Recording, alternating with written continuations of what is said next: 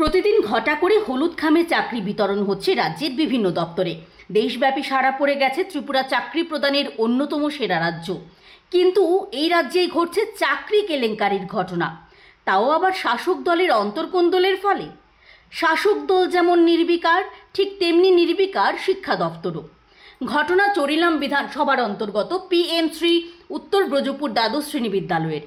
জানা যায়, বিদ্যালয়ের কেয়ারটেকারের চাকরি বন্টন নিয়ে নিয়োগ বিজ্ঞপ্তি জারি করা হয়েছিল, যেখানে 10 জন মহিলা ইন্টারভিউ দেয়।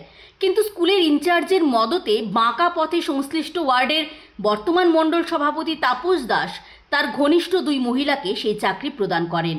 এই নিয়ে পূর্বতন মণ্ডল সভাপতি রাজকুমার দেবনাথ ও তার গ্রুপ এবং বর্তমান মণ্ডল সভাপতি তাপস দাস ও তার গ্রুপের মধ্যে উত্তেজনার সৃষ্টি হয়।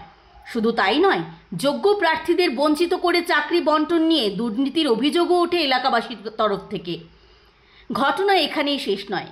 এদিনই স্কুল ম্যানেজমেন্টের প্রাক্তন কমিটি ভেঙে নতুন কমিটি গঠন করার পরিকল্পনা নিয়েছিলেন বর্তমান সভাপতি তাপস দাস। এই বিদ্যালয়টির ম্যানেজমেন্ট কমিটির বেশিরভাগই শাসক দলীয় নেতা।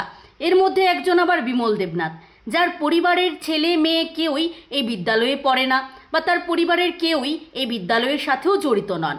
তিনি আবার বিদ্যালয়ের ম্যানেজমেন্ট কমিটির চেয়ারম্যান পদের জন্য উঠে পড়ে লেগেছেন। এরা একাধিকবার সংবাদ মাধ্যমের উপরও আক্রমণ করার চেষ্টা করেছে। এরাই আবার টেবিলের তলায় চাকরি আদান প্রদানের কাজ করছে, যার ফলে যোগ্য প্রার্থীরা বঞ্চিত হচ্ছেন। বিদ্যালয়ের সঠিক পরিচর্যা, পরিমার্জন এবং উন্নয়ন হচ্ছে না। শুধুমাত্র এক দলের পকেট ভারী হচ্ছে তো অন্য দলের মুখ ভারী।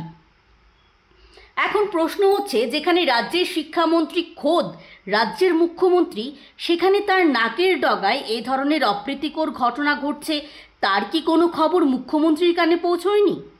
নাকি দলের কর্মীদের মধ্যে বেড়ে যাওয়া দূরত্ব অর্থাৎ কোন্দল সামলাতে ব্যর্থ হচ্ছেন বর্তমান প্রদেশ সভাপতি রাজীব ভট্টাচার্য?